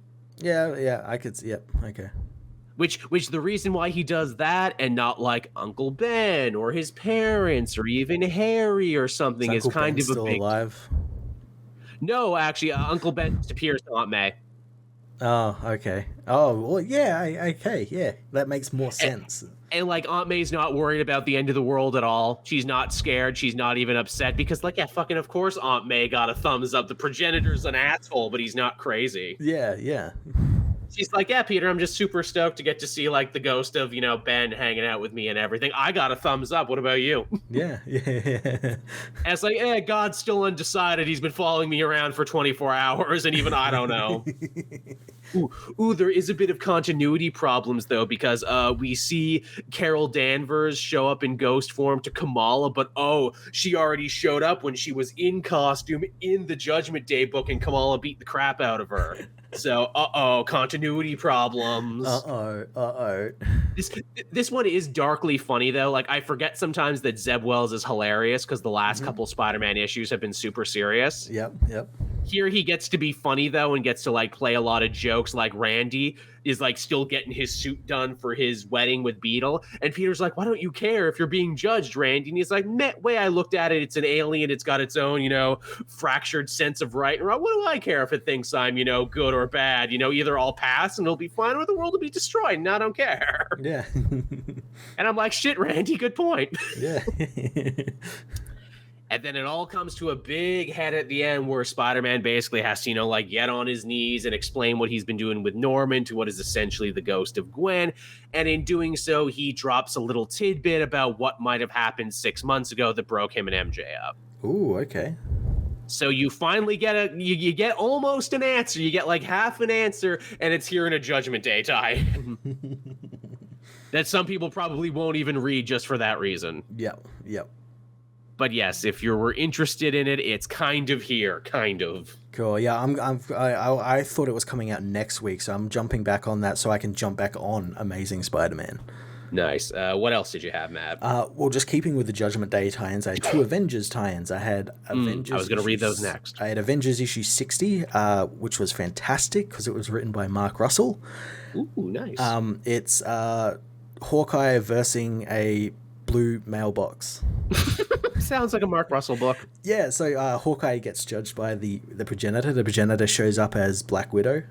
And Hawkeye doesn't really believe it. He thinks that it's just Nat playing a fucking joke on him, and then he finds out that it's the progenitor, and the progenitor explains that humans are what it calls TILF, and of course Hawkeye thinks that means terrestrials I like to fuck. But it basically means it's a group of beings or a race that are arrogant and self-absorbed, but hate those traits in other people. So they have to be. So Celestial has to sort of sort them out quickly, which is why they're being judged. And again, like you were talking about Randy, Hawkeye is why do I have to listen to your frankly arbitrary rules? You don't have a baseline for judging, so why should I listen to your rules? Yeah. And so the progenitor is okay, you want a baseline? The baseline is that mailbox over there. Do you provide more for humanity and bring peace in humanity than that mailbox? And wow. it leaves Clint overthinking things, where he sees the mailbox it's convenient for people and people are delivering their mail to it and it's doing its job and everything, and he keeps thinking am I doing my job? Is the good I do actually good, or is it good because I'm good at it? And he's talks with Luke Cage about it, and Luke Cage has no idea what the fuck he's going on about, and because Luke's already been judged without even knowing, and and Clint ends up passing, and it's because the progenitor has seen that he has grown as a person, because there's a great part where he talks about how you have a bow. I am really good at using a bow and arrow, and the things that a bow and arrow can be applied to are very thin, but when they're there, I am very fucking good at it. And that's what the progenitor likes, that he's devoted himself to something, to become very good at something very niche that can only be used in certain times, but he still tries to do things in other times. Right. And he basically tries to be good. Yeah. And this is a nice little bit. And again, there's Mark Russell writing Hawkeye, just being funny. And it's good. I like it. I might have to check that one out. Yeah, the other one was the actual Avengers issue 1 tie-in. Yes, the big Iron Man centric one. Yeah. Which I thought that was the finale, and then I'm like, oh fuck, these go on for another month actually. Yeah, because we have an Avengers one, an Eternals one, and an X-Men one. Of course. And the Tony Stark one is Kieran Gillen kind of getting a bit meta with it, where every time someone, in universe and as a writer, anyone who reboots Tony is always taking him apart and assembling him, and sometimes they take pieces out, and those pieces expose pieces like his narcissism or ego and all that sort of stuff, and it just gets kind of meta with it. And the idea is that even though Tony is a broken machine with missing parts, he still continues on and still continues to try and make other people's machines not so broken. Aww. And he gets a really cool part where the progenitor actually takes the form of his father and actually Yes, I saw that when I was some positive reinforcement, which is what Tony always wanted. So yeah, it was a nice little book. It sounds nice. Sounds like I'll definitely cover that this week because fuck it, I've covered everything else from Judgment Day. I might as well keep going. Yeah. And this all happens while they're on their way to try and blow up the progenitor's head, which is the whole point. Yeah, it's like fucking with them while they're inside its body. Right, of course. Yeah, trying to drive them out. Yeah. I had Batman Beyond the White Knight #5 this week. Oh fuck yeah, that came out as well. I gotta read that. It did. Well. Continues to be really cool. Continuing, Sean Gordon Murphy remixing and remastering all the stuff you love from Batman Beyond and everything. We see how Blight gets made in this world, and it's actually a much better origin for him. It's just Batman puts it all together. And it's like, look, Terry, I know you're not really working for Derek Powers. You're trying to get to the bottom of why your father was killed. I figured it out. You can stop working for him now. And Terry's like, oh, cool, awesome. Throws batarangs everywhere and hits a bunch of green goop, and it lands on Powers, and he instantly becomes a skeleton monster. And I'm like, that's better, honestly. It's a better origin. Yeah, cool. I like it more. Bruce has another panic attack, which means to save his life, the Joker has to take control of his body, much like Joker took control of Tim Drake's body in Return of the Joker, the movie. Okay. And Joker has to get used to how his body is different. Like, oh, you're big and strong, but you're also slow and everything. And, oh, really? You can jump? Man, you must do a lot of squats. It's not how I do things. And at the end, too, they're like, oh, well, how are we going to untangle ourselves? We can't defeat Derek Powers like this. Oh, I know. We'll go to Harley Quinn because she's a psychiatrist and she loves us both and we can talk through our problems and everything. Okay. It's really solid, really well done, and it also, sets the stage for whatever the big finale is going to be. Yeah, and that's next issue? I imagine so, yeah. I think it's coming to an end fairly soon. Awesome. Because, 6 issues sounds about right. Yeah, and they had those tie-ins as well. They did. They had the 2 Red Hood tie-ins, which are apparently going to matter here because Red Hood is basically trying to get to this showdown, but he's too slow. And he's like, fuck, I guess I got to turn around. Yeah, his motorbike's just too slow, yeah. Just too slow. He's like, I got to get to the main story. I did a lot in my tie-ins. I got to get to the main plot. Drive all night if I have to. But yeah, it's good stuff. Continues to be a lot of fun. And Sean Gordon Murphy keeps commenting on my videos, too. Oh, really? Yes. Oh, cool. I think I said something kind of like, overly critical in my first issue video, and he saw it, and now he won't go away. Not that I don't love him commenting on my videos. I think it's great, but I feel just kind of like, you're going to take it back, right? You're going to eat those words. You're going to eat those critical words you said about me early on, right? Because you're enjoying it, right? Yes, John, I'm enjoying it. You do good work. I like the whole universe you've created here. I like that you made a wrestling joke in the Red Hood one, although actually apparently that was the co-writer that made that joke. He's actually the wrestling fan, I found out later. No. Apparently he snuck that one in there. It's like, yeah, let's put some wrestler jargon in there too. Some people and some people won't. But yeah, it's pretty solid. What about you, Matt? What else did you have? I only had 2 more books. I had the ending of Justice League versus the Legion of Superheroes, which is issue 6. I cannot believe it's still going on. Yeah, it finished up this week. But yeah, it was a pretty cool ending. Now I talked about, I think a while back, that we learned that Vandal Savage was behind this Great Darkness. Yeah. And this issue kind of explains why, and it's the most pettiest reason. And it's just that he's fucking sick of losing to people like Batman who have no powers, whereas he's got he's immortal, he's a fucking conqueror, and he keeps losing to guys in capes. So he's like, fuck this shit, I'm gonna use my immortal powers to jump through the time stream, in various points, gather up different technologies and use it to end the Age of Heroes, all the way from Jonah Hex all the way up to the Legion. I'm just gonna wipe it clean and then start a new world where I'm fucking king. I do like in this new Bendis timeline for the Age of Heroes, it starts with Jonah Hex. I really appreciate that. And it still does once it's all fixed and everything. yeah, the Legion all like piece it together, and the only reason the Legion learned that he was doing this is because Vandal just couldn't help himself. He needed them to know that he was the one burning them all away because stoke his ego, basically. Naturally. It's the only reason they knew. And we learned that the Great Darkness in this isn't actually the Great Darkness that we see in Dark Crisis. It's what Vandal did was he used like super advanced Owen technology to emulate the Great Darkness to hide his identity. Because he was attacking the Legion, he wanted it to be like one of their villains, which is the Great Darkness. Yeah. And so he did that, and then like it all fell apart once he just couldn't help himself to like he had to tell them who it was. Had to sign his word. Classic villain egotism. Yeah. So he ends up setting up this world where basically he's God, and it's like Westworld. It's like the Wild West, and he's the sheriff and everything, and he's got Batman in a cage, and he's like gloating to Batman about it all. But we find out that that's not actually Batman; it's Chameleon Boy. And we find out this entire time that Vandal has actually been trapped in the Gold Lantern Ring, because Gold Lantern Ring is something that can combat the Great Darkness. And that once the Legion and League figured out that Vandal was behind it, they went and like picked him up from reality and popped him in the ring, and he never knew until they revealed to him that he's stuck in the ring.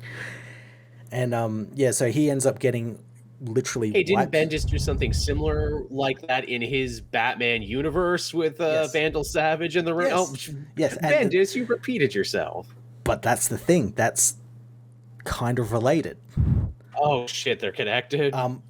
In a way, because we learned that the Elders of Oa are actually keeping an eye on the multiverse versions of Vandal for any other one that does something similar. Oh. And if someone does something similar, they'll like wipe them from reality, which is in reference to what happened in Batman Universe. Oh, holy shit. So yeah, the universe is saved, and it all gets put back in place with a really cool final page where nothing's really it's not like spoon-fed to you. You've got to kind of like extrapolate from what's happening on the page, but Vandal Savage ends up becoming the first person Jonah Hex saves, thus starting the age of heroism. Funny. Yeah. I like he started with Jonah Hex. He could easily have started with like Shining Knight or Etrigan or even like friggin' Black Adam back in ancient Egypt if he wanted. But he started with Jonah Hex. I like it. Clearly Ben just likes Jonah Hex because he made Ginny Hex a character. Yeah. Clearly he enjoys it. Like, Bendis, that's fine by me. Yeah, I'm wondering if maybe this is going to lead to like maybe a Jonah Hex book from him. I'd read the fuck out of that. Because all his books from his Action Comics run, his Superman run, have all had like elements that have dealt with like the history of superheroes in the DC universe. And I could see him wanting to go back and tell that story of like the first hero. I'd read it. Yeah, more Jonah Hex is good. I mean, yeah, people forget that, Bendis is also like a hard-bitten, neo-noir and everything, which would fit well for like a Western noir. Exactly. And it's something he hasn't done yet at DC. And if he did it, people might actually buy a fucking Jonah Hex book for once. Yeah. Oh, no, people would find some fucking way to bid Jonah Hex's scar is wrong, or, some petty bullshit they always blame on Bendis. I'm just happy it exists. Yeah. Or it doesn't exist at this point. But if it did exist, I'd be happy about it. I had Captain America, Symbol of Truth, number 5. This is the Sam one.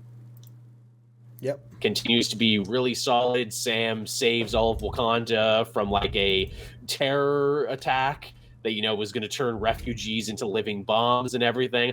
Unfortunately, he didn't ask for Black Panther or the Wakandan Council's permission. So they all get super pissed at him and not only end up kicking him out of the country, but they kick all the other American refugees out. Oh, shit. He ruined it for everyone.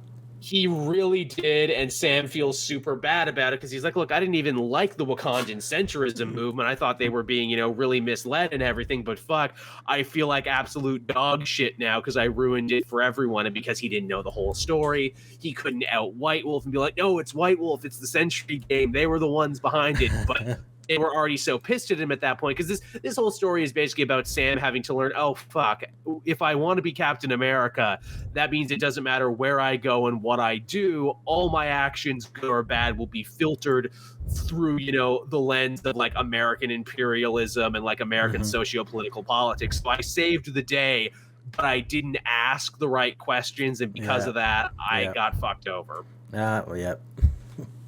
It's sad too, because like him and Black Panther have a fight, and like I know superhero fights are passe and everything at this point, but really they went for the throat on each other in a big way, where Black Panther's like, oh, just a typical sad American declaring fucking war on places because you didn't get your way and you were all in your feelings about it. No.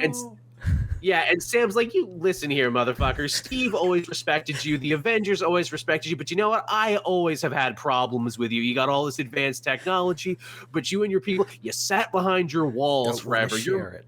Yeah, your mother is a queen. My mother died of a mugging, you know, and everything. If the meteor had landed in my neck of the woods, I bet me and my people wouldn't have sat around and watched all of our neighbors get colonized and genocided. Yeah. And I'm like, wow. The thing is like Tochi Adabuchi really nails it, where I'm like, this makes me really uncomfortable, this conversation. This is like my two favorite uncles got drunk and got into a fight with each other. Yeah, and it's a good thing that it's making you uncomfortable as well. Yeah. Like, I didn't really appreciate it until I was done, and even when I recorded my view, I'm like, this issue made me uncomfortable, but the fact that it made me care as much as I did speaks volumes to how good it is, because it's like, yeah, Captain America won the battle, but also kind of lost the war. Yeah. And it just felt rough. But again, both Cap books, really solid, highly recommended. Cool. Good shit. What was the last one you read? The last one I read was Superman Space Age issue 2. Oh, yeah. This has been going on. How's that been? Oh, fuck, man. This, again, Mark Russell just knocks it out of the park. And, again, he's basically just doing, like, Superman life story. Love it. And, yeah, this one takes place in the 70s and the 80s and is about Superman trying to figure out, like, the best ways to save Earth and stop, like, he saves Earth from like asteroids and everything, but like as Lois puts it, like, yeah, that's good and all, but there's also like world hunger and like wars and all this other stuff, and it's about Superman trying to figure out how to like do that with the Justice League and sort of come up with a united idea of principles of how to save the world and where to devote their time to. Because while this is a Superman book, it's also a Justice League book, because it's these other characters trying to sort it out, like Flash. There's like a running gag. It's kind of a gag, but it's also kind of a character building part where like Flash is always seen like dismantling bombs, like he's training to like dismantle bombs, because it's like, well, yeah, if I'm the fastest man alive, I get called to a lot of like bomb threats. But, like, it's, like, what do I do with the bombs? Like, I'm fast, but, like, it's still going to blow up. So I'd like to know how to disable it. The hard questions. Yeah. Batman, meanwhile, gets a really interesting part where we find out that Bruce, after, in the last issue, Coast City blew up from a nuke. After that, he stepped down from Wayne Enterprises to devote all his time to being Batman. And he saves people and everything, but then he also finds out there's things that Batman can't prevent, and one of those things is that his company gets taken over by Maxwell Lord, and Maxwell Lord knows that while weapons are like the bread and butter of Wayne Enterprises, he wants to branch out into like real estate developments and stuff like that, and he ends up making white collar shit. Yeah, he ends up making a suburb out on the outskirts of Gotham to basically say like, hey, this new suburb and city is not crime ridden like Gotham, move here. And so all the people move out of Gotham, so then crime rates spike in Gotham, and Batman like he realizes he can't physically fight this sort of crime, so he ends up realizing that he needs to be Bruce Wayne as well, and not just Batman. So he ends up coming back to his company and taking it back over and everything from Maxwell Lord. And on top of all of this, there's even more. It sounds very layered. On top of all of this, there's the oncoming threat of Crisis of Infinite Earths. Oh, holy shit. But because this isn't the main universe, this is a world that's just going to get destroyed. And Brainiac knows that this is going to happen, so he's been going around to different universes, not collecting people, but collecting Supermen. Like different Supermen, because like nothing is left on their Earth, so he's like, and they're the only ones left alive, so he just collects them and be like, oh, we'll like create a like team to like fight the Anti-Monitor. And he comes to this universe to try and collect their Superman, and their Superman. Superman doesn't obviously want to do this, but there's no choice in the matter, and they end up getting into a big fight with Brainiac, and Hal Jordan ends up being killed. Oh no! And it's there the team realize what they have, that there's like things bigger than what they're dealing with on Earth and everything. And on top of all of that, we got Lois and Clark's relationship, and Lois finds out that Clark is Superman. They do that joke where she's always known because she's a Pulitzer Prize winning reporter. She's always known. She was just waiting for Clark to feel comfortable enough to tell her, and they end up having a child and everything. And then there's also the story of the like journalism side of stuff, where Clark was actually investigating just a common breaking at Watergate. I love it. It's actually kind of cool because it goes into like that whole thing about how people thought like Superman would be very Republican, like especially in the 70s. Where he thinks is really it's just a break-in, like it's just a break-in, you know, nothing tied to like the government. The government would never break into like the Democratic National Office. What are you talking about? Nixon's a nice guy. Yeah. And then Lois is the one to show him like, hey, like these things don't add up. Like these things don't, you know, sit well. All these people getting together from all different walks of life, the FBI, the CIA, they don't just come together. The government would have funded this, and it's Superman realizing that. Really smart. How has no one ever done a Superman versus Watergate story before? Yeah, it's really quite cool. That's genius, actually. I might have to pick it up just because of that. That sounds like a fucking really killer interesting. one. It's so interesting. And again, it's Clark getting like this world-weary knowledge that we never really see him get. We just see him told that like he got that from like traveling the world or from Park Kent or something, but like get to see it actually happening on the page from like all these different characters who affect like Lois and Perry and the Justice League and all of that sort of stuff is really cool.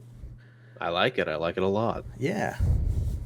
That sounds like a winner. I might have to say that. Again, you know, we're big fans of Mark Russell here, and it sounds like he did another really solid one. I guess the last book I read this week that I can finally talk about, I read Megan Fitzmartin's Tim Drake Robin #1, which is a book that I was really apprehensive about, because if you followed the show, you know, that Dark Crisis, Young Justice, that's fucking trip and a half, wasn't it? Where I'm like, is this bad on purpose? Or like, are you being genuine? I genuinely can't tell. No, it was awful. So like, obviously people were really excited about this book, because this is the first time Tim Drake has had a solo book in over a decade. I think Red Robin ended in 2011. Yes. So it's been a very long time, and also just a weird time for Tim Drake of just being shunted to the side and disappeared and just like barely existing for some reason. Yeah. Obviously, Fitzmartin had been, you know, kind of at the helm of the character creatively for a long time with the Batman Urban Legends story, where he came out as bisexual and he met his new boyfriend Bernard and everything, and even that like Future State book she wrote, the Pride issues she wrote, which she references all of them in this, by the way. So if you've been following Tim Drake's journey over the last couple of years, it's only been one woman, but there you go. It all gets referenced here. It actually takes place not long after Zdarsky's Batman, because he's like, I'm just recovering from getting shot in the stomach, like he did. Okay. Yeah. Okay.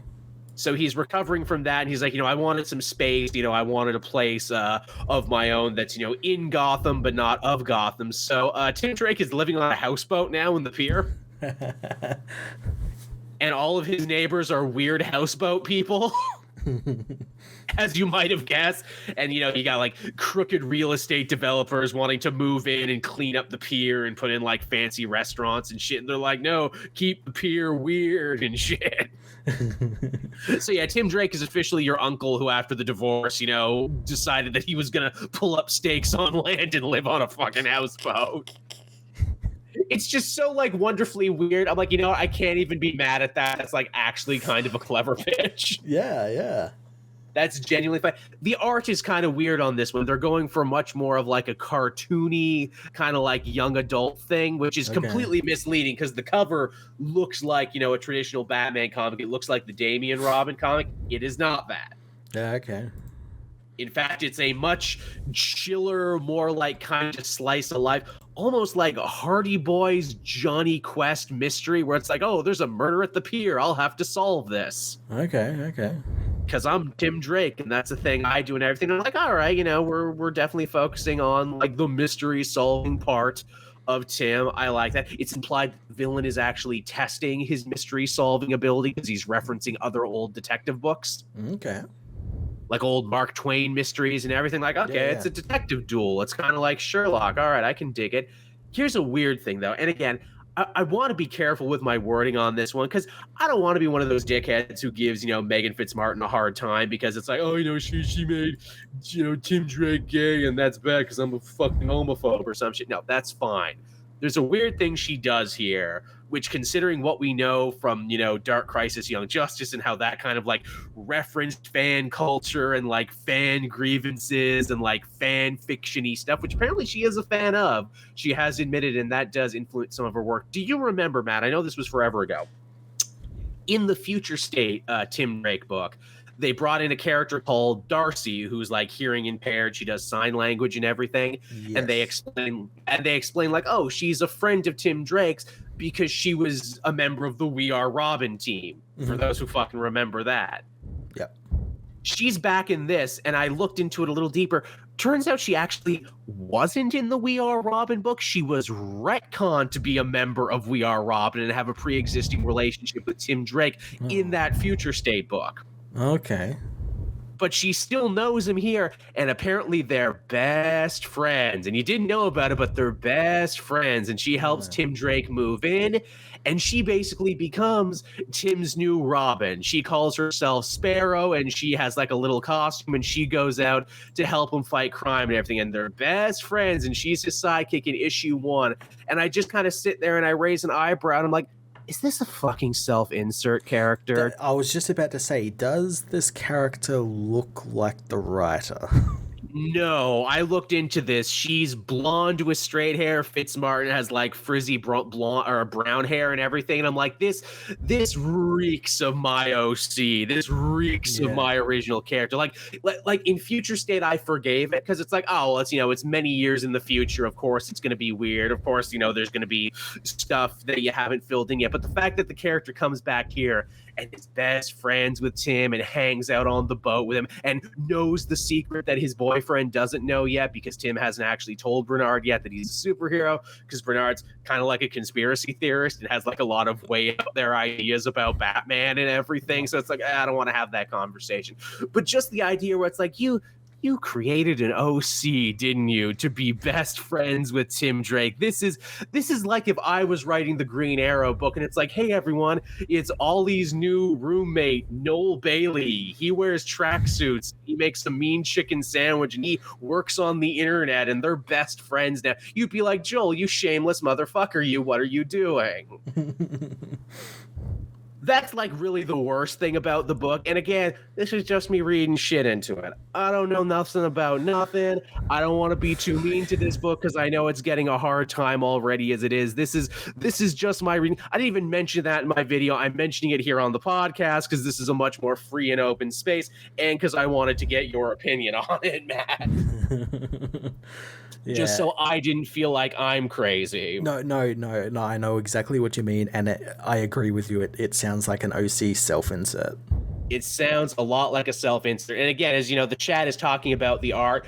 the art is what it is. I appreciate them going a different direction because, look, we have a Damian Robin book right now. If the two books looked the same, and also it's a book clearly for a different sort of audience than like the Robin book Damian is, or like any other Batman book. My main takeaway from it is like, this is for someone, definitely. I just don't think it's for me, though. I probably won't be coming back for issue 2, but I am happy I at least read the first issue. Yeah. Just to get it out there. I don't know if this is the book a lot of people have been waiting, a decade for. But again, if you've been liking the new direction with Tim Drake, you'll probably like this too, because it's just the same woman doing more of the same. Yeah. There's also like a part of me too where I have to think like, if this was like any other person who came in with these same ideas, but who didn't have TV credits under them, I wonder if they would be facing like harsher scrutiny for some of this stuff where it's like, hey, I don't know about this Darcy character, but well, you have TV credits, so I guess it's good. Oh, the artist was in Stephanie Phillips' Harley. Okay, see, that makes sense because this art style, it's a little crazier, it's a little goofy, it's a little more cartoony. I could see that matching Harley much better. In fact, I'm pretty sure, now that I think of it, yes, I've seen panels from that, and I think it does work a little better with Harley. Yeah. So that's my take on that, everyone. That's me spilling some tea, as it were, on some crazy far-out theories that I have. That again, I don't know nothing about nothing. I'm just saying that right now. This is just a weird feeling that I had. Yeah. But yeah, so I guess that's the show, right? That's everything. That's everything. That's everything. Yeah. All right. Wow, we've been going for a while. It's midnight now with all the technical difficulties and everything. But thank you, everyone, for coming out and hanging out. Thank you, of course, to Amari for sponsoring the show. If you want to help out the show, you can always become a patron for as little as $1 a month. We try and get the video and audio versions up there as soon as humanly possible for you to enjoy. I like this OBS thing we're doing here, Matt, because I can actually see you in your reaction. Yeah, I know that's the great thing. Yeah, I'm gonna have to try and like see, like, obviously it's like a new system, so I imagine they're gonna keep ironing out like kinks and stuff. But yeah. I think too, where it's like we just decided apropos of nothing, like we're doing it now for Showtime, where it's like, maybe we should have started like an hour before. Yeah, I think maybe we just gotta like give it a minute to like sort of settle in and everything. But yeah, it's good to know that it's there. Yeah, or test it the night before. But yes, thank you everyone for coming and hanging out with us and having fun. Thank you everyone who donated. We got some really good donations, and that was really nice. And I guess we'll be back again next week. I don't know if we're doing a regular episode next week or Retro Hero next week. You'll know as we get closer. I know we're due a Retro Hero. We still got to do Pennyworth, so we'll be sure to do that. But after losing 2 weeks, we had to talk about all the news. Yeah, and we should probably maybe do something for Halloween. Yeah, we really should. What do we want to do for Halloween? It's October. We usually do like a commentary or something because that's nice and easy. God, I'd love to be able to stream a movie, but just like YouTube makes that so fucking impossible. Yeah, getting the logistics of that is very difficult. Like we did something fun. We did prom night last year, and that was fun, and we tried to chop it up and everything for YouTube. But even then, YouTube still fucked us over on it. Yeah. Where it just got chopped to pieces and it just wasn't as good. It's like, man, this could have been so much better. Yeah. Yeah, I know my video is jittery. Don't worry, we're almost done. We're ending the show. It looks fine on my end, but then I guess it's the YouTube version that looks fucky, I think. Yeah, well, I think because I got a direct feed, so mine will look a little bit better. But yeah, I guess we'll sort things out. Again, this is like this system is like I think still in beta or like it's just come out, so it's not perfect yet. Yeah, this is a dry run, but we'll take it from there. But thank you everyone for watching and listening, and we'll be back again next week. Bye-bye. See ya.